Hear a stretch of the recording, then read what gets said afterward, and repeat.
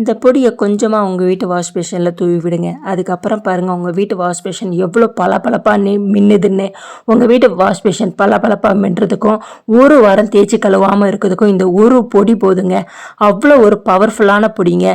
வீடியோக்குள்ளே போய் வாங்க தெரிஞ்சுக்கலாம். இன்றைக்கி நம்ம ஃபஸ்ட்டாக பார்க்கக்கூடிய டிப்ஸ் என்னன்னு பார்த்தீங்கன்னா, இப்போ சம்மர் ஆரம்பிச்சிருச்சு. நிறைய புளிகள் நம்மளுக்கு புளி கிடைக்கும். அந்த புளியை வருஷ கணக்காக நம்ம கெட்டு போகாமல் இருக்கிறதுக்கு இந்த டிப்ஸை ஃபாலோ பண்ணிங்க அப்படின்னா சம்மர் காலத்தில் நீங்கள் நிறைய புளி வாங்கி வச்சுக்கலாம். இப்போ புளி வாங்கினதுக்கப்புறம் புளிக்குள்ளே இதேமாரி கொட்டைகள் இருந்தால் அதை எடுத்து ரிமூவ் பண்ணிடணும். இல்லை அப்படின்னா நீங்கள் புளி வாங்கும் போதே கொட்டை இல்லாத புளியாக வாங்கிக்கோங்க. இப்படி எல்லாத்தையும் பிரித்து கொட்டை எல்லாத்தையும் எடுத்துட்டு அதுக்கப்புறம் பார்த்தீங்கன்னா உங்கள் வீட்டில் உப்பு கல் உப்பு இருந்ததுன்னா ரொம்ப ரொம்ப நல்லது. அதை அப்படி நீங்கள் புளி சேகரித்து வைக்கிற அந்த டப்பாக்குள்ளே கல்லுப்பை கொஞ்சம் அடியில் போடணும். அதுக்கப்புறம் புளியை போடணும். அப்புறம் கல்லுப்பு போடணும், புளியை போடணும். அப்படி போட்டு புளியை பிசைஞ்சு எடுத்து வச்சிங்க அப்படின்னா உங்கள் வீட்டு புளி எவ்வளோ வருஷம் ஆனாலும் நீங்கள் எவ்வளோ புளி வாங்கி வச்சுருந்தாலும் கெட்டே போகாதுங்க. கண்டிப்பாக டிப்ஸ் உங்களுக்கு பயனுள்ள டிப்ஸாக இருக்கும். கண்டிப்பாக ட்ரை பண்ணி பார்த்துட்டு எப்படி இருந்துச்சுன்னா எனக்கு கமெண்ட் பாக்ஸில் சொல்லுங்கள். நம்ம பார்க்கக்கூடிய டிப் நம்பர் 2 என்னென்னு பார்த்தீங்கன்னா, சம்மர் காலத்தில் நம்மளுக்கு முருங்கைக்காய் நிறைய கிடைக்கும். முருங்கைக்காய் நிறைய கிடைக்கும் போது நம்ம நிறைய வாங்கி ஸ்டோர் பண்ணி வச்சுக்கணும். ஆனால் ஃப்ரிட்ஜில் வைக்கும்போது பார்த்தீங்கன்னா ரொம்ப நாள் ஸ்டோர் பண்ணி வைக்க முடியாது. ஏன்னா ஒரு மாதிரி ஒன்று முருங்கைக்காய் சதை இல்லாமல் இருக்கும், இல்லைன்னா முருங்கைக்காய் கெட்டு போயிடும். கெட்டு போகாமல் இருக்கிறதுக்கு இந்த டிப்ஸை நீங்கள் ஃபாலோ பண்ணுங்கள். முருங்கைக்காய் வாங்கினதுக்கப்புறம் இதேமாதிரி கட் பண்ணி எடுத்துகிட்டு தேங்காய் எண்ணெய் இருக்குது பாருங்கள், அதை இதேமாரி முருங்கைக்காய் மேலே நல்லா தடவி விட்டீங்க அப்படின்னா முருங்கைக்காய் கெட்டே போகாதுங்க. நீங்கள் எவ்வளோ முருங்கைக்காய் வாங்கி வச்சாலும் ஒரு மாதம் ஆனாலும் கிடவே கிடாது. இதேமாரி எண்ணெயை மட்டும் தடவி வச்சுட்டுனாவே போதுங்க. ரொம்ப சூப்பரான டிப்ஸுங்க. நீங்கள் கோடை காலத்தில் முருங்கைக்காய் நிறைய கிடைக்கும் போது நிறைய வாங்கி வச்சுட்டு இதேமாரி சேவ் பண்ணி வச்சுக்கிட்டீங்க அப்படின்னா ரொம்ப பயனுள்ளதாக இருக்கும். இந்த டிப்ஸ் எப்படி இருந்துச்சு அப்படின்னு எனக்கு கமெண்ட் பாக்ஸில் நீங்கள் ட்ரை பண்ணி பார்த்துட்டு எனக்கு கமெண்ட் பாக்ஸில் சொல்லுங்கள். நம்ம மூணாவது பார்க்கக்கூடிய டிப்ஸ் என்னென்னு பார்த்தீங்கன்னா, கொஞ்சோண்டு இந்த பொடி இருந்தால் மட்டும் போதுங்க. உங்கள் வீட்டு வாஷ் பேஷன் அவ்வளோ பளபளப்பாக மின்னும். அதுக்கு இந்த பொடி தயாரிக்க தேவையான பொருட்கள் என்னென்னு பார்த்தீங்கன்னா, இது லெமன் சோடா. இந்த லெமன் சோடா எல்லா டிபார்ட்மெண்ட் ஸ்டோர்லேயும் கிடைக்கும். 50 கிராம் இது 14 ரூபா தான். இது நான் ஒரு ஸ்பூனுக்கு ஒரு பவுலில் நான் எடுத்து வச்சுக்கிட்டுறேன். இந்த லெமன் சோடா சுகர் மாதிரியே தான் இருக்கும், வேறு எந்த ஒரு சேஞ்சுமே தெரியாது. இப்போ பாருங்கள், உங்களுடைய சிங்க் நீங்கள் எத்தனை சிங்க்கோ வாஷ் பேஷனோ கழுவு போகிறீங்களோ அதுக்கு நீங்கள் எடுத்து வச்சுக்கோங்க. இன்றைக்கி நான் வாஷ் பேஷனை கழுவு போகிறதுனால நான் ஒரு 2 ஸ்பூன் அளவுக்கு அந்த லெமன் சோடா எடுத்துக்கிட்டேன். இந்த லெமன் சோடா மஞ்சள் கரைகள் அப்புறம் உப்பு கரைகள் இது எல்லாத்தையுமே நீக்கிறதுக்கு இந்த லெமன் சோடா ரொம்ப ரொம்ப பயனுள்ளதாக இருக்கும்.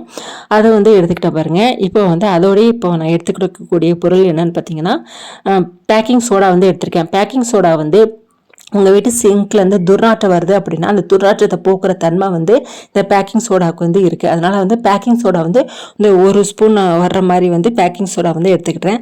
அதுக்கப்புறம் ஒரு கையளவு நான் கோலப்பொடி எடுத்துக்கிட்டேன். கோலப்பொடி எதுக்காக எடுத்துருக்கேன்னு பார்த்தீங்கன்னா, நல்லா அழுத்தம் கொடுத்து தேய்க்கிறதுக்கு நம்மளுக்கு ஸ்க்ரப் பண்ணதுக்கு இந்த கோலப்பொடி நம்மளுக்கு ஈஸியாக இருக்கும். அப்புறம் அழுக்களை போக்குறதுக்கும் நம்மளுக்கு கோலப்பொடி ஹெல்ப் பண்ணும். அதுக்கப்புறம் அதோடய நான் சேர்த்து கொடுக்கக்கூடிய பொருள் என்ன பார்த்தீங்கன்னா, ஒரு ஸ்பூன் அளவுக்கு வாஷிங் பவுடர் எடுத்திருக்கேன். இது எல்லாத்தையும் நல்லா மிக்ஸ் பண்ணி நல்லா ஒரு மிக்சியில் போட்டு அரைச்சி எடுத்துக்கோங்க. நம்மளுக்கு நல்ல பவுட்ரு ஃபார்மில் தான் நம்மளுக்கு இந்த பொடி தேவை. வீட்டு வாஷ் பேஷன் எவ்வளோ உப்பு கரைகள் பிடிச்சி போயிருக்கு பாருங்கள். சைட்லலாம் உப்பு கரைகளாக இருக்குது. அதுக்கப்புறம் சிங்க்குள்ளெலாம் நிறைய உப்பு கரைகள் இருக்குது. இப்படி விடாப்பிடியான உப்பு கரைகள் இருக்குது அப்படின்னா இதை போக்குறதுக்கு இந்த ஒரு பவுடரே போதுங்க. இதை ரொம்ப அதிகமாக தூவ வேண்டாம். ஒரே ஒரு ஸ்பூன் அளவுக்கு மட்டும் அந்த பவுடரை நீங்கள் தூவி விட்டுட்டு அதுக்கப்புறம் ஸ்க்ரப்பரை வச்சு லைட்டாக தேய்ச்சி விட்டுட்டு நீங்கள் ஒரு அரை மணி நேரம் அப்படியே விட்டுறணும். எந்த ஒரு பொருளாக இருந்தாலும் நீங்கள் அதை தேய்ச்சி கழுவுறீங்க அப்படின்னா நீங்கள் ஊற வச்சுட்டு அதுக்கப்புறம் தான் நீங்கள் தேய்ச்சி கழுவணும். அப்போ தான் உங்களுக்கு நல்லாவே ரிசல்ட் கிடைக்கும். உடனே நீங்கள் தேய்ச்சி கழுவுனீங்க அப்படின்னா எந்த ஒரு ரிசல்ட்டையும் கிடைக்காது. அதுக்கப்புறம் ரொம்ப பழைய வாஷ் பேஷனாக இருக்குது அப்படின்னா அதை நீங்கள் ரெகுலராக இதேமாரி பொருளை வச்சு நீங்கள் ரெகுலராக யூஸ் பண்ணும்போது கண்டிப்பாக உங்கள் வீட்டு வாஷ் பேஷன் நல்லா புதுசு புறமாகும். ஆனால் ஒரே வாஷில் எங்கள் வீட்டு வாஷ் பேஷன் வந்து புதுசாகிடணும் அப்படிலாம் நினைக்கக்கூடாது. கண்டினியூஸாக நீங்கள் யூஸ் பண்ணிக்கிட்டே இருக்க உங்கள் வீட்டு வாஷ் பேஷனில் அந்த உப்பு கரைகள்லாம் போய் உங்கள் வீட்டு சிங்க்கு வந்து பளபளப்பாக இருக்கும். இப்போ பாருங்கள் உள்ளெல்லாம் வந்து நிறைய வந்து உப்பு கரைகள் தான் வந்து அதிகமாக இருக்குது. அழுக்கு கூட அதிகமாக இல்லை, ஆனால் உப்பு கரைகள் வந்து ரொம்ப அதிகமாக இருக்குது. அப்போ வந்து நான் வந்து இந்த ஸ்க்ரப்பர் வச்சு நல்லா வந்து அந்த உப்பு கரைகள் இருக்கிற எல்லா இடத்துலையும் வந்து நல்லா தேய்ச்சி விட்டுட்டு ஒரு அரை மணி நேரம் வந்து அப்படியே நான் வந்து ஊற வச்சுட்டு அதுக்கப்புறம் வந்து நான் ஒரு ஸ்க்ரப்பர் வச்சு நல்லா தேய்ச்சி அழுத்தம் கொடுத்து தேய்ச்சேன் அப்படின்னா அதில் உள்ள உப்பு கரைகள், அழுக்கு, அப்புறம் மஞ்சள் கரை, ஏதாவது பாசி படிஞ்ச கரைகள் எதுவாக இருந்தாலும் சரி அந்த எல்லாமே வந்து வெளியேறிடும். உங்கள் வீட்டு சிங்கோ வாஷ் பேஷனோ எல்லாமே வந்து அவ்வளோ சூப்பராக புதுசு போலவே இருக்கும். இந்த பொடியை வந்து நீங்கள் வந்து வாஷ் பேஷனுக்கு மட்டும் இல்லைங்க, உங்கள் வீட்டு பாத்ரூம் கழுவுறதுக்கு யூஸ் பண்ணிக்கலாம், டைல்ஸ் வந்து கழுவுறதுக்கு யூஸ் பண்ணலாம், அதுக்கப்புறம் வந்து சிங்க்கு கழுவுறதுக்கு யூஸ் பண்ணலாம். எங்கே உங்களுக்கு வந்து உப்பு கரைகள் இருக்கோ, அழுக்கு படிஞ்ச கரைகள் இருக்கோ, அது எல்லாத்துக்குமே வந்து இந்த ஒரு பொடியை ஒரு ஸ்பூன் மட்டும் நீங்கள் தூவி விட்டு தேய்ச்சி எடுத்தீங்க அப்படின்னா நல்லா சூப்பரான வந்து உங்களுக்கு ரிசல்ட் கிடைக்கும். உப்பு கரைகள் வந்து அதிகமாக இருக்குது அப்படின்னா அந்த இடத்துல மட்டும் கொஞ்சம் அழுத்தம் கொடுத்து தேய்ச்சி விடுங்க. அப்போ வந்து நல்லாவே வந்து அழுக்குகள், அந்த உப்பு கரைகள் எல்லாமே போயிடும். நான் வந்து நல்லா வந்து உப்பு கரைகள் அதிகமாக இருக்கிற இடத்துல மட்டும் கொஞ்சம் அழுத்தம் கொடுத்து தேய்க்கிறேன். மித்த இடத்துலாம் வந்து கொஞ்சம் சாதாரணமாக தான் தேய்ச்சி விட்றேன். இப்போ வந்து நல்லா வந்து தேய்ச்சி முடிச்சதுக்கப்புறம் நீங்கள் வந்து வாஷ் பேஷனை கழுவிட்டீங்க அப்படின்னா நல்லா புதுசு போலவே இருக்கும்.